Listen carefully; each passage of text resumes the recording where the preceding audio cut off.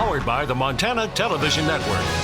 This is the 530 News on Q2, Montana's news leader. Good evening and thanks for joining us. I'm Russ. And I'm Jeanelle Slade. A Flathead community in mourning tonight after a 15-year-old girl was killed while she slept in her bed. This after a car crashed into her house early this morning and the driver ran away from the wreckage. And now a 31-year-old man is in custody in connection to this tragedy. An accident that has left the entire Evergreen community in shock. MTN's Marin Sue is in that small, tight-knit community with more.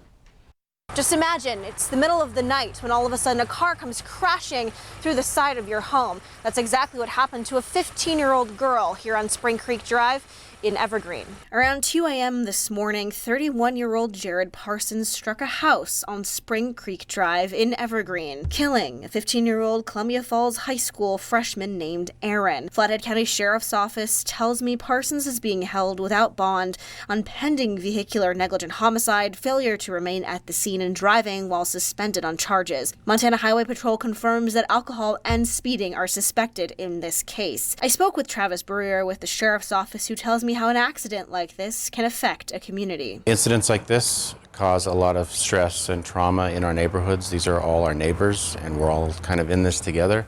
So we just ask that the public, if you have to reach out to the family.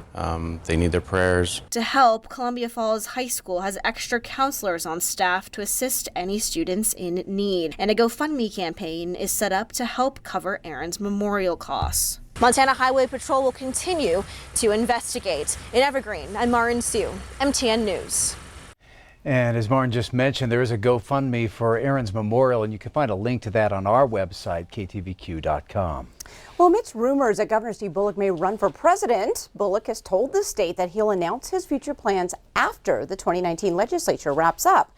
Well, that happened yesterday, and today Bullock paid a visit to Butte, but the reason behind the visit is very hush-hush. MTN's John Amy was there. Governor Steve Bullock held a town hall meeting which was closed to the media here in Butte at the Carpenters Union Hall Friday afternoon. This meeting was first announced early Friday morning in a social media post by the Butte Area Rising Coalition, which stated the governor was going to discuss plans about the 2020 election. The governor arrived at the meeting with his own private film crew. Everyone who attended the meeting had to sign a non-disclosure agreement, meaning they could not discuss what was said at this meeting. Yeah, we all signed NDAs, but basically it wasn't exciting unless you really like him, because it was a lot of fun to listen to some of his viewpoints on where we are in the state and in our country. Well, the governor spoke to me right after the meeting, and he said this was just a town hall meeting, and he didn't discuss any plans about what he would do in 2020. The legislature just left town. They left 300 bills on my desk. So literally, I have quite a bit of work to do to sort the rest of that out, and haven't made any decisions what I do after I get to serve governor. Word of this meeting fired up more speculation about the governor's plans to possibly run for the presidency. It sounds to me, given the fact that you had private vehicles, you had a film crew, they had NDOs signed, that all sounds to me like he's getting footage in some particular capacity to put into one of these video type announcements. I think this is probably a precursor to maybe a significant announcement that he's running for president. In Butte, John Amy, MTN News. Thanks, John. Now, though the governor last visited Iowa in February, he has not officially announced any bid for the Democratic presidential nomination. Substance abuse and mental health care, two topics that impact a lot of Montana families, taking the forefront today during Congressman Gianforte's roundtable discussion. Medical professionals in the Billings community joining the congressman to talk about those issues. Montana has the highest suicide rate in the country, and drug overdoses account for nearly 250 deaths each year. Well, today, ideas to prevent suicide, reduce barriers to substance abuse treatment and mental health care, and conversation about increasing access to care in underserved communities were discussed. The thing that stuck out to me was how closely correlated mental health and substance abuse really are? Well, there was a consensus in the meeting that we don't have enough practitioners. That's why this new mental health residency program at Billings Clinic is so important. They just had their first year, and the results are encouraging, but we have to do more. Well, Gianforte says he is encouraged to hear how many programs are working, but they're not being broadly deployed, he says. And he also says this is really the beginning of a discussion, and he'll keep pushing forward.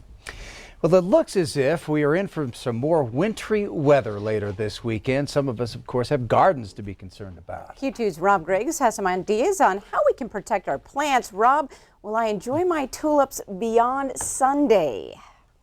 Well, Jeanelle, good news, you're going to be able to enjoy those tulips indoors. Bad news, they probably won't survive Sunday night and a Monday morning. Mick Gannan from Gannan's in the Heights. Gosh, Mick, we've got a cold night coming up Sunday night.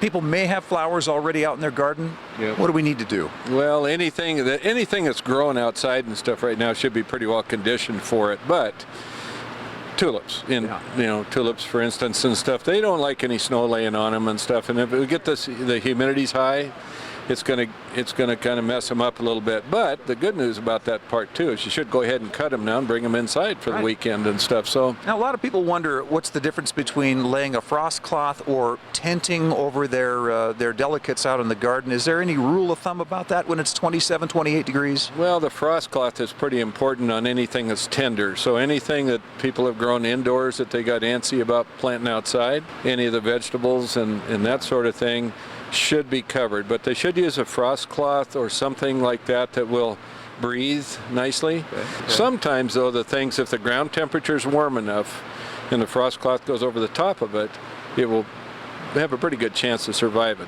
So the last question I'd have for you, if we get a little bit of wet snow in the area that would be heavy enough to actually appear on some of these trees that are starting to bloom and blossom, is there really anything anybody can do about that? Not really, and the best thing, the most critical thing is to watch them for fire blight and stuff after this settles down a little bit. The moisture goes away and the heat comes up again. Okay, well, so we've heard it from the expert. We've got to pay attention to things because the weather is going to turn, as Bob will share with us. And we want to watch for all those plants and trees. Mick Gannan, thank you very much for your time, sir. Absolutely, you bet. Thanks for coming. Let's toss it back to you. All right. Thanks so much, Rob. And Mick brought us some tulips. Actually, the tulips they were making up, they brought in. Right there. Very since pretty. They're likely to die outside this weekend. Well, Bob, of course, you've been mentioning the S word all week, but you're thinking it might not be that bad. Yeah, I talked with Joe Lester of the Billings National Weather Service. He seems to think the computer model is a little overstated. We're going to see maybe some snow, but also some rain with it as well. Let me show you what we have going for you. Here's the way it looks in Billings right now. Yeah, a little rain out there, and let me show you what's going to happen here. As we move on, you can see here's our forecast model, and here's the way this thing's going to shake out. Here's where we are tonight, scattered rain showers moving through. By Saturday morning, look at drying skies for us. Then by the time Saturday evening gets here, about 8:30, we got some rain moving in, not snow yet. And then you'll notice what happens on Sunday, that low pressure still starts spinning around. We get a little snow up in Canada, pushing its way down in towards the Billings area. Might see some scattered snow showers in the Billings area, but it looks like it's going to be a little bit worse up a little bit farther to the north. Here's what we're looking for Billings. The GFS model saying light stuff through Sunday night, but the computer models here shows that we do have a winter storm watch for north central Montana. Could see up to 12 inches of snow in the mountains up in northern Montana, but maybe just a light dusting at best here in the Billings area. Back to you guys. All right, thank you, Bob. Well, it is safe to say there is something in the water at St. Vincent Healthcare. Q2 Samantha Sullivan checked in on a baby boom in the labor and delivery wing of the hospital. I actually made it to number 4 before my eye started to twitch just a little bit. So at number 4, I thought, oh boy, this might be a little bit challenging. The labor and delivery unit at St. Vincent Healthcare experiencing a bit of a baby boom. 6 OB nurses pregnant with babies due this summer. 2 are due next week. Our work family, they're excited, just as excited about having our babies, that they can be a part of it as we are. And so it's been fun to be pregnant together with these girls and with our work family. We all take care of each other. Like if somebody is not feeling okay or whatever, we surround them and try to support them. With so many nurses out on maternity leave, coupled with summer being a popular time to take vacation, the department has brought in a few traveling nurses and is even getting some help from NICU nurses who have offered to help cover shifts. Kudos to those who aren't pregnant because they're going to be working extra hard this summer. Hi, you guys are so cute. We all know how to deliver babies, but we may not know how they're made. You know, as stressful as it might be as a manager, I've worked here for 17 years on this unit, and I have seen each one of these guys come in, grow. We've trained them, and so it's like adding to our family. Maybe it's something in the water, or maybe just a little baby fever. Either way, Bobby says it's an exciting time, but she is hoping there aren't any more pregnancy announcements for at least a little while. I'm assuming now you've told everybody in the department they have to wait a while before they get pregnant. Yes. I have. I think we probably have a few more, and they're waiting to tell me until I recover a little bit, and then they'll come and let me know. In Billings, Samantha Sullivan, MTN News. That is a great story. Thanks so much, Sammy. And Sammy tells us 2 of the nurses are due Wednesday. The latest due date is the beginning of August. All right, coming up on tonight's 5:30 News, it is a big day for Special Olympics here in Billings. We're going to check out the opening ceremonies right after the break. And later in sports, the regional TV football schedule is out for your Cats and Grizz. Scott tells us which team will air 3 times more often on Root Sports. You're watching MTN News with Jeanelle Slade and Russ Riesinger. Storm Tracker weather with Bob McGuire. And sports with Scott Breen. This is the 5:30 News on Q2, Montana's news leader.